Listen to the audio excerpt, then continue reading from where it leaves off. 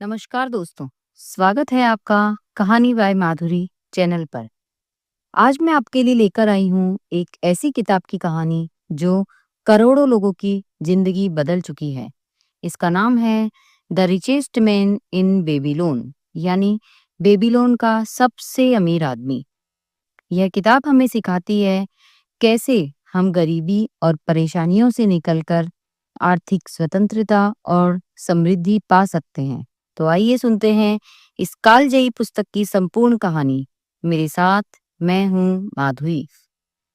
बहुत समय पहले प्राचीन सभ्यता का एक शानदार नगर था जिसका नाम था बेबीलोन। यह नगर अपने ऊंचे मंदिरों, मजबूत दीवारों और अपार संपन्नता के लिए प्रसिद्ध था। यहाँ के लोग व्यापार, खेती और कारीगरी में निपुण थे, लेकिन हर किसी के पास धन नहीं था। कुछ लोग बहुत अमीर थे और अधिकतर लोग गरीब। इसी बेबीलोन में रहता था अरकाद, जिसे बाद में बेबीलोन का सबसे धनी आदमी कहा जाने लगा। अरकाद गरीब परिवार में जन्मा था। उसके पिता ने उसे शिक्षा दिलवाई और वह शाही महल में लेखक का काम करने लगा। दिन भर वह पत्तियां और मिट्टी की तख्तियों पर संख्याएं और अनुबंध लिखता था, लेकिन उसके भीतर एक इच्छा जलती रहती। मैं भी अमीर बनूंगा, मैं भी एक दिन वैभवशाली जीवन जीऊंगा। लेकिन साल बीतते गए और उसकी जेब खाली की खाली ही रह गई। एक दिन उसके पुराने मित्र बंसीर, जो कि एक सुथार था और गाड़ी बनाने का काम करता था, और कोबी, जो एक संगीतकार था, वे दोनों उससे मिलने आए। बंसीर बोला, अरकात, हम दोनों सुबह से शाम तक मेहनत करते हैं। मेरी बनाई गाड़ियां राजा तक खरीदता है और कोबी की धुनें राजमहल में बजती हैं। फिर भी देखो, हमारी जेब खाली है, हमारा घर छोटा है और साधारण है। क्यों हम इतने गरीब रह गए जबकि तुम इतने अमीर बन गए? कोबी ने भी सहमति जताई। हाँ अरकात, हमें भी बताओ, आखिर अमीरी का क्या रहस्य है? अरकात मुस्कुराया और बोला, मेरे मित्रों, कभी मैं भी तुम्हारी तरह सोचता था, लेकिन मैंने एक बात सीखी। कमाई से अमीर नहीं बना जाता, बचत और निवेश से ही अमीर बना जाता है। आज मैं तुमको वो 7 नियम बताऊंगा जिन्होंने मेरी जेब सोने से भर दी। तो दोस्तों, चलिए आज हम भी जानते हैं धन कमाने के वो अनमोल 7 नियम। पहला नियम, अपनी आय का 10वां हिस्सा बचाओ। अरकात बोला, जब भी तुम 10 सिक्के कमाओ, उसमें से एक सिक्का अपने पास रखो। पहले खुद को भुगतान करो। अगर तुम यह आदत डाल लोगे तो धीरे धीरे तुम्हारी थैली सोने से भर जाएगी। बंसीर बोला, लेकिन हमारे तो खर्च ही इतने हो जाते हैं कि हम बचा नहीं पाते। अरकाद ने हंसते हुए बोला, इच्छाएं कभी खत्म नहीं होंगी, लेकिन अगर तुम 90% पर जी सकते हो तो क्यों नहीं 100% पर। बस एक नियम बनाओ, हर कमाई से पहले 10% बचत। दूसरा नियम, खर्चों पर नियंत्रण रखो। अरकाद ने समझाया, लोग सोचते हैं कि उनके पास बचाने के लिए कुछ नहीं बचता। असल में वे फिजूल खर्ची करते हैं। जरूरत और चाहत में फर्क करो। तुम देखोगे कि कम धन पर भी जीवन आराम से चलाया जा सकता है। कोबी ने सिर हिलाया। हाँ, सच है, हम कई बार बिना सोचे समझे धन खर्च कर देते हैं। तीसरा नियम, बचत को काम पर लगाओ। अरकात बोला, अगर तुम सिर्फ बचत करोगे तो पैसा सोया रहेगा, लेकिन अगर तुम निवेश करोगे तो वह तुम्हारे लिए और पैसा पैदा करेगा। याद रखो, पैसा तुम्हारा गुलाम है, उसे काम पर लगाओ। चौथा नियम, निवेश में सावधानी बरतो। अरकाद ने अपने मित्रों की ओर देखते हुए कहा, मित्रों, पैसा बचाना और निवेश करना बहुत अच्छा है, लेकिन याद रखो, गलत जगह निवेश करने से मेहनत की कमाई डूब सकती है। एक बार मैंने भी बिना सोचे समझे किसी को पैसा उधार दिया और सारा पैसा डूब गया। इसलिए हमेशा समझदार और अनुभवी लोगों से सलाह लो, सिर्फ लालच में मत पड़ो। अगर कोई कहे, कल मैं तुम्हारा पैसा दुगना कर दूंगा, तो पहले सोचो, क्या यह सुरक्षित है? बंसीर बोला, हाँ, मैंने भी कई बार सोचा। आसान पैसा जल्दी चला जाता है, अरकाद ने मुस्कुराते हुए सिर हिलाया। 5वां नियम, अपना घर बनाओ।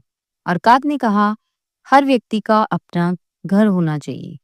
किराए में पैसा बर्बाद करने से अच्छा है अपनी खुद की छत बनाओ। अपना घर होने से मन को शांति मिलती है, परिवार को सुरक्षा मिलती है और तुम्हारे पास एक स्थायी संपत्ति रहती है। याद रखो, घर केवल दीवारें और छत ही नहीं, यह आत्मविश्वास और स्थिरता की नींव है। कोबी ने कहा, सच है, अपना घर हो तो इंसान को गर्व और शांति मिलती है। 6वां नियम, भविष्य की तैयारी करो। अरकाद ने बोला, मित्रों, जीवन हमेशा आसान नहीं रहता।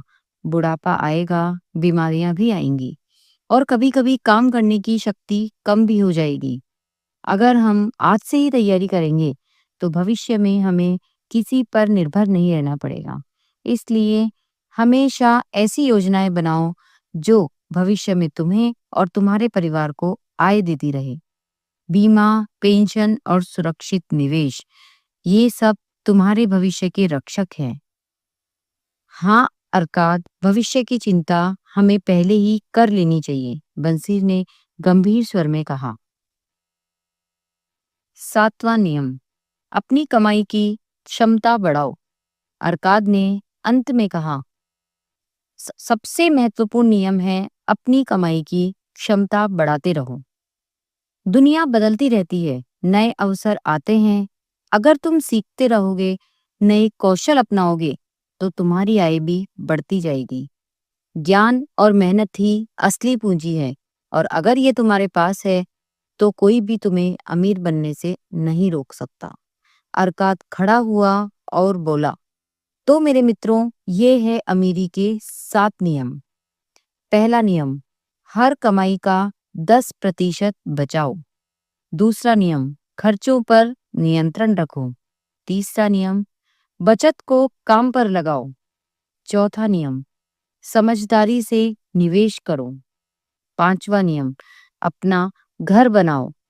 6वां नियम, भविष्य की तैयारी करो।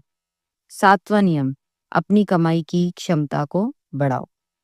अगर तुम इन नियमों को अपने जीवन का हिस्सा बना लोगे तो तुम्हारी जेब कभी खाली नहीं होगी और तुम भी अमीर बन जाओगे।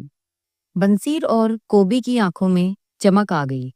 उन्होंने अरकाद के चरणों को छुआ और कहा, धन्यवाद मित्र, आज से हम भी इन्हीं नियमों का पालन करेंगे।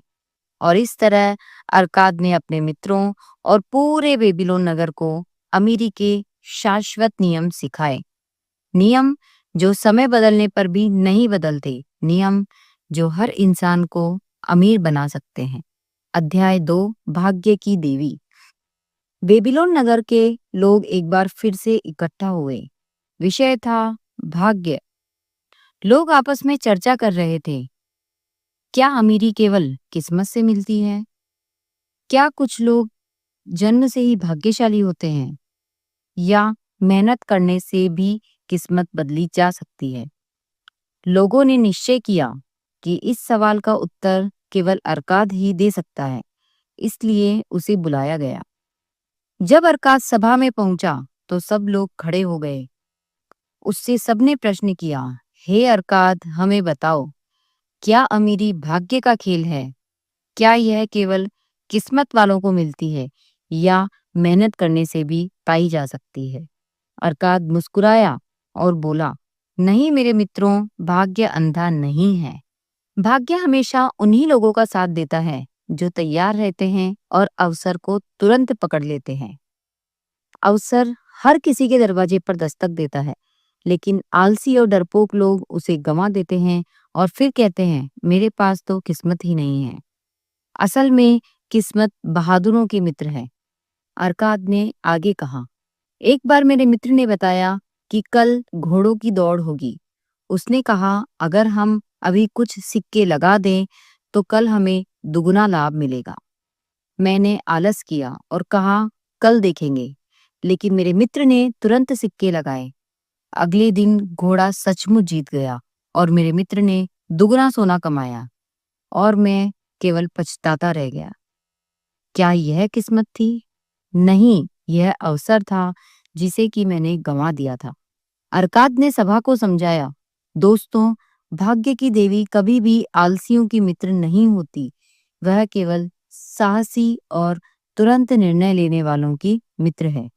अवसर बार बार नहीं आता, वह दरवाजे पर दस्तक देकर चला जाता है, और जो तुरंत कदम बढ़ाते हैं वही भाग्यशाली कहलाते हैं। अर्काद ने सभा से कहा, तो याद रखो, अगर तुम सचमुच अमीर बनना चाहते हो तो अवसर का इंतजार मत करो। जब अवसर सामने आए उसे पकड़ लो, फिर चाहे वह छोटा हो या बड़ा। यही है असली भाग्य की देवी की कृपा। सभा तालियों और जयकार से गूंज उठी। लोगों के मन से यह भ्रम दूर हो गया कि अमीरी केवल किस्मत का खेल है। अध्याय 3, कर्ज से मुक्ति। बेबीलोन नगर में एक ऊंट व्यापारी रहता था जिसका नाम था डबासीर। कभी वह भी दूसरों की तरह सुखी और समृद्ध था, लेकिन धीरे धीरे उसने इतना कर्जा ले लिया कि उसका जीवन बोझिल हो गया। कर्ज देने वाले उसे रोज तंग करते थे। उसकी पत्नी दुखी रहती और डबासीर हर दिन शर्म और परेशानी में जीता। डबासीर खुद से कहता, काश मैंने कर्ज ना लिया होता, काश मैंने अपने खर्चों पर नियंत्रण रखा होता। लेकिन अब पछताने से कुछ नहीं हो सकता था। कर्ज चुकाना ही उसकी सबसे बड़ी समस्या थी। एक दिन डबासिर ने सोचा, अगर मैं खुद को बदलना चाहता हूँ तो मुझे जिम्मेदारी लेनी होगी। भागकर कभी भी कर्ज से छुटकारा नहीं मिलेगा। वह अर्काद के पास गया और बोला, मित्र, मैं कर्ज से डूब चुका हूँ, मुझे कोई रास्ता दिखाओ। अर्काद ने कहा, डबासीर, कर्ज से बचने का एक ही तरीका है। एक योजना बनाओ और उस पर डटे रहो। तुम्हारी हर कमाई को 3 हिस्सों में बांटो। पहला हिस्सा तुम्हारी जरूरतों के लिए, दूसरा हिस्सा कर्ज चुकाने के लिए, और तीसरा हिस्सा भविष्य के लिए बचत। डबासी ने सिर झुकाकर कहा, लेकिन क्या मेरे लेनदार मेरा इंतजार करेंगे?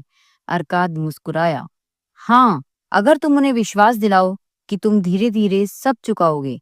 उन्हें बताओ कि हर महीने तुम थोड़ी थोड़ी रकम दोगे। कोई भी लेनदार नियमित भुगतान से खुश हो जाएगा। अगले दिन डबासीर अपने लेनदारों के पास गया और कहा, मैंने ठान लिया है कि हर महीने तुम्हें कुछ न कुछ अवश्य लौटाऊंगा, चाहे रकम छोटी हो या मोटी, लेकिन यह निश्चित नहीं। शुरुआत में लोग हंसे, लेकिन धीरे धीरे जब उन्होंने देखा कि डबासीर सचमुच हर महीने भुगतान कर रहा है, तो सब लोग उसे सम्मान देने लगे, और परिणाम स्वरूप कुछ सालों में डबासीर ने अपना सारा कर्ज चुका दिया। उसका नाम बेबीलोन में गूंजने लगा। डबासीर, जिसने कर्ज की जंजीरों को तोड़ दिया, वह फिर से समृद्ध हो गया, और अब वह दूसरों को सिखाने लगा कि कर्ज लेना कितना आसान है, लेकिन कर्ज चुकाना कठिन। अगर कर्ज से मुक्ति चाहिए तो ईमानदारी और अनुशासन ही असली कुंजी है। इस कहानी से अर्काद ने लोगों को समझाया, अगर तुम्हारे ऊपर कर्ज है तो भागो मत, छोटे छोटे कदम उठाओ, नियमित भुगतान करो और खुद को अनुशासन में रखो। धीरे धीरे हर कर्ज चुकता हो जाएगा और तुम फिर से स्वतंत्र हो जाओगे। अध्याय 4, सोने के 5 नियम। बेबीलोन के लोग एक बार फिर इकट्ठा हुए। इस बार चर्चा का विषय था सोना। लोग पूछ रहे थे, सोना किसके पास टिकता है? क्यों कुछ लोग सोना पाते ही और अमीर हो जाते हैं, जबकि कुछ लोग हाथ में आया हुआ सोना भी खो देते हैं? इस सवाल का जवाब देने के लिए अर्काद से अनुरोध किया गया। अर्काद ने कहा, सोने के अपने नियम होते हैं। अगर कोई उनका पालन करता है तो सोना उसकी जेब में टिकता है, लेकिन अगर कोई उन्हें अनदेखा करता है तो सोना उड़कर कहीं और चला जाता है। अब ध्यान से सुनो सोने के 5 नियम।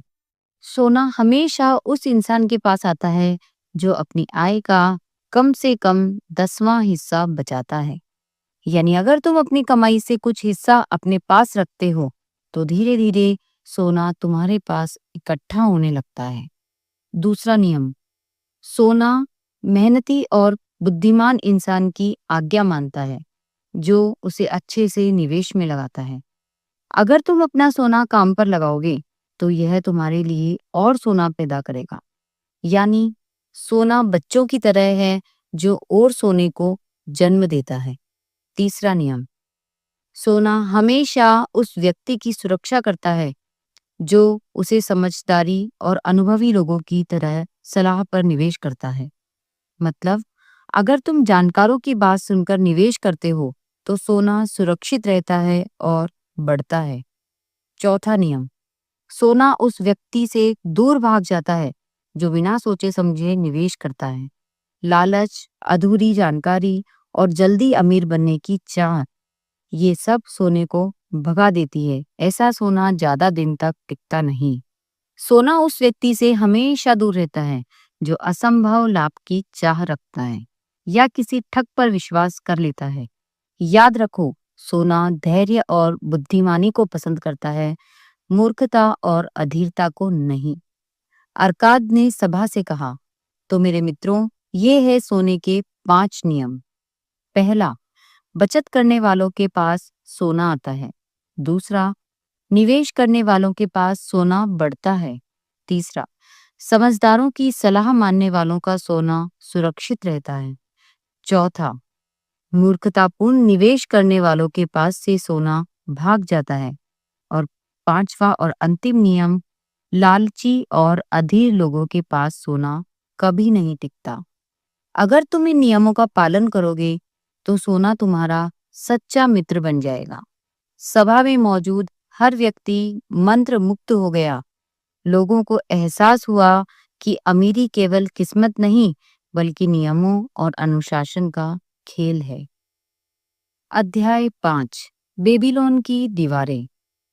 बेबीलोन नगर की सबसे बड़ी विशेषता उसकी विशाल दीवारें थी, इतनी ऊंची और मजबूत कि दुश्मन हर बार हार मान लेते थे। लोग कहते थे, जब तक ये दीवारें खड़ी हैं, हमारे नगर को कोई पराजित नहीं कर सकता। और सचमुच दीवारों ने बेबीलोन को हर तरह सुरक्षित रख रखा था। बेबीलोन पर भयानक युद्ध का जब भी खतरा मंडराता था, वह दीवारें हमेशा साथ रहती थी। एक बार बेबीलोन पर भयानक युद्ध का खतरा मंडरा रहा था। दुश्मन सेना नगर की ओर बढ़ रही थी। लोगों के दिलों में भय था, लेकिन तभी नगर के प्रहरी ने ऊंची आवाज में कहा, डरो मत, हमारी दीवारें इतनी मजबूत है कि उन्हें कोई तोड़ नहीं सकता। लोगों ने चैन की सांस ली। उन्हें पता था कि वे सुरक्षित हैं। अरकाद ने इस घटना को उदाहरण बनाकर कहा, मित्रों, जैसे बेबीलोन को दीवारों की जरूरत थी, वैसे ही हमारे जीवन को भी सुरक्षा की जरूरत है। अगर तुम धन कमाते हो लेकिन उसे सुरक्षित नहीं रखते, तो यह ठीक वैसा ही है जैसे नगर बिना दीवारों के। इसलिए बीमा लो, भविष्य के लिए बचत करो और अपने परिवार की रक्षा के उपाय करो। याद रखो, धन तभी सुख देता है जब वह सुरक्षित हो। बेबीलोन की दीवारें हमें यह सिखाती है कि धन का पहला कर्तव्य है सुरक्षा। कमाना और खर्च करना आसान है, लेकिन सहेजना और सुरक्षित करना बुद्धिमत्ता है। तो जैसे नगर की दीवारें उसे सुरक्षित रखती हैं, वैसे ही विवेक और योजना हमारे धन को सुरक्षित रखते हैं। अध्याय 6, बेबीलोन का स्वर्ण ऋणदाता। बेबीलोन नगर में एक युवक था, रॉडन। वह मेहनती था लेकिन गरीब था। उसके मन में यह इच्छा जल रही थी, काश मेरे पास भी सोना होता तो मैं भी व्यापार कर पाता और अमीर बन जाता। एक दिन अचानक भाग्य ने उसका साथ दिया। उसे राजा की सेवा करने का अवसर मिला और इनाम में उसे एक बड़ी सी सोने की थैली मिली। लेकिन जैसे ही उसके पास सोना आया, लोग उससे उधार मांगने लगे। भाई बोला, मुझे खेत खरीदने के लिए पैसा दे दो। मित्र बोला, मुझे नया व्यापार शुरू करना है, मुझे उधार दो। कोई कहता, बस थोड़े दिन में मैं लौटा दूंगा। रॉडन परेशान हो गया। उसे समझ नहीं आया कि वह किसे पैसा दे और किसे नहीं। वह सलान लेने के लिए मतौन के पास गया, जो कि बेबीलोन का सबसे बड़ा स्वर्ण ऋणदाता था। मतौन ने मुस्कुराकर कहा, रोडन, सोना बहुत चालाक है। यह मूर्खों के पास नहीं टिकता, और अगर तुम इसे बिना सोचे समझे उधार दोगे तो यह तुम्हें भी छोड़कर भाग जाएगा। ध्यान रखो, उधार हमेशा उसी व्यक्ति को दो जिसके पास चुकाने की क्षमता हो और जिस काम में पैसा लगाया जा रहा है उस काम की सफलता की संभावना हो। मतोन ने उसे 3 नियम बताए। पहला, उधार उसी को दो जो मेहनती और ईमानदार हो। दूसरा, उसके उद्देश्य को परखो, पैसा किसी समझदार योजना में लगे, ना कि कल्पना में। और तीसरा नियम, जमानत लो, ताकि अगर उधार लेने वाला असफल हो तो भी तुम्हारा सोना सुरक्षित रहे। रॉडन ने कहा, मतौन, मैं समझ गया। अगर मैंने बिना सोचे समझे पैसा दिया तो मेरा सोना हमेशा के लिए चला जाएगा, लेकिन अगर मैं तुम्हारे नियमों का पालन करूं तो मेरा सोना सुरक्षित भी रहेगा और बढ़ेगा भी। मतौन ने मुस्कुराते हुए कहा, सही कहा बेटे, यही है स्वर्ण ऋणदाता की बुद्धिमता। इस कहानी से हमें यह शिक्षा मिलती है कि सोना केवल उन्हीं लोगों के पास टिकता है जो कि उसे सावधानी से प्रयोग में लेते हैं। कभी भी किसी पर भी भावुक होकर पैसा खर्च मत करो। न पैसा केवल रिश्तेदारी के नाम पर दो, न किसी की कल्पना पर। सोना विवेक और दूरदर्शिता का मित्र है, और अगर तुम समझदारी से ऋण दोगे तो तुम्हारा सोना हमेशा तुम्हारे पास ही रहेगा। अध्याय 7, बेबीलोन का लुहार। बहुत समय पहले बेबीलोन में एक गरीब लुहार रहता था जिसका नाम था शारू नाडा। वह दिन रात काम करता, लेकिन उसकी कमाई इतनी कम थी कि वह सिर्फ रोटी और छत का इंतजाम कर पाता था। लोग उसे गरीब और अभागा समझते थे, लेकिन शारू नाडा कहता था, मैं भाग्य की प्रतीक्षा नहीं करूंगा, मैं खुद अपना भाग्य बनाऊंगा। एक दिन नगर के एक व्यापारी ने उससे कहा, मेरे पास ऊंट है, पर मुझे उन्हें दूसरे देश ले जाना है। क्या तुम मेरे साथ चलोगे और मेरे लिए काम करोगे? शारू नाडा ने तुरंत हाँ कर दी। उसने सोचा, यह अवसर है। अगर मैं मेहनत से काम करूंगा तो मुझे सोना मिलेगा और मैं कर्ज से मुक्त हो जाऊंगा। यात्रा कठिन थी। रेगिस्तान की धूप, ऊंटों की देखभाल और लुटेरों का डर, लेकिन शारू नाडा डटा रहा। जब व्यापारी व्यापार से लौटा तो उसने शारू नाडा को उसकी मेहनत का अच्छा इनाम दिया। धीरे धीरे शारू नाडा ने इतना सोना जमा कर लिया कि वह खुद व्यापार करने लगा। उसने ऊंट खरीदे, अनाज बेचा और नए सौदे किए। अब लोग कहते थे, देखो, यह वही गरीब लुहार है, और आज यह बेबीलोन का सबसे भाग्यशाली व्यक्ति बन गया है। लेकिन शारू नाडा हंसकर कहता, नहीं, यह भाग्य नहीं है, यह मेरे निर्णय और मेरी मेहनत का फल है। मैंने हर अवसर को पकड़ा, मैंने अनुशासन अपनाया, कभी हार नहीं मानी, और यही मेरी असली किस्मत है। इस कहानी से हमें यह शिक्षा मिलती है, भाग्य इंतजार करने वालों का नहीं, बल्कि मेहनत करने वालों का साथ देता है। अगर तुम अवसर को पहचान कर मेहनत से कमाओगे तो लोग तुम्हें भी भाग्यशाली कहेंगे, पर असल में यह तुम्हारी सोच, अनुशासन और निर्णयों की जीत होगी। अध्याय 8, अंतिम संदेश और निष्कर्ष। बेबीलोन नगर में एक बार फिर से लोग एकत्रित हुए। हर कोई यह जानना चाहता था कि आखिर अमीरी का सबसे बड़ा रहस्य क्या है। सभा में अरकाद आया। वह अब बूढ़ा हो चुका था, लेकिन उसकी आंखों में अनुभव और ज्ञान की चमक थी। अरकाद ने कहा, मेरे प्रिय मित्रों, मैंने अपने जीवन में गरीबी भी देखी है और अमीरी भी।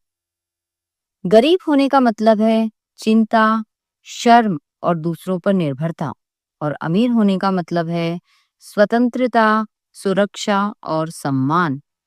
अब मैं तुम्हें एक अंतिम संदेश देना चाहता हूँ। धन का रहस्य है अनुशासन। अगर तुम अपनी कमाई का एक हिस्सा बचाते हो, अगर तुम अपने खर्चों पर नियंत्रण रखते हो, अगर तुम समझदारी से निवेश करते हो और अपने परिवार और भविष्य की सुरक्षा करते हो, तो तुम्हें अमीर बनने से कोई नहीं रोक सकता। हमेशा याद रखो, पैसा कमाने से अधिक महत्वपूर्ण है उसे संभालना। पैसा संभालने से अधिक महत्वपूर्ण है उसे बढ़ाना। और यह सब किसी चमत्कार से नहीं होता, यह होता है छोटी-छोटी आदतों से, लगातार अनुशासन से और अवसर को पहचानने से। इस प्रकार बेबीलोन का सबसे अमीर आदमी अरकाद हमें यह सिखाता है, अपनी कमाई का कम से कम 10% बचाओ, खर्चों पर नियंत्रण रखो, बचत को निवेश करो, मूर्खता से बचो और समझदारों की सलाह लो। अपना घर बनाओ, भविष्य की तैयारी करो और हमेशा अपनी कमाई की क्षमताओं को बढ़ाते रहो। यही है वो नियम जो सबको गरीबी से उठाकर अमीरी तक ले जाते हैं। और यही है the richest man in Babylon का अमर संदेश। दोस्तों, बेबीलोन की ये कहानियां भले ही हजारों साल पुरानी हो, लेकिन इनका ज्ञान आज भी उतना ही सच्चा है। क्योंकि समय बदलता है, पर धन के नियम कभी नहीं बदलते। और अगर तुम इन नियमों को अपनाओगे, तो तुम्हारी जेब भी सोने से भर जाएगी और तुम्हारा जीवन भी संपन्न हो जाएगा। आशा है कि आपको यह सार्थक और प्रेरणादायी लगी होगी। अगर आपको यह वीडियो पसंद आई हो, तो दोस्तों, अपने परिवार के साथ इसे शेयर करें और हमारे चैनल कहानी बाय माधुरी को सब्सक्राइब करना ना भूलें। आपका यह छोटा सा सपोर्ट हमें और भी बेहतरीन कहानियां लाने की प्रेरणा देता है। तो मिलते हैं अगले वीडियो में। तब तक के लिए धन्यवाद और शुभकामनाएं।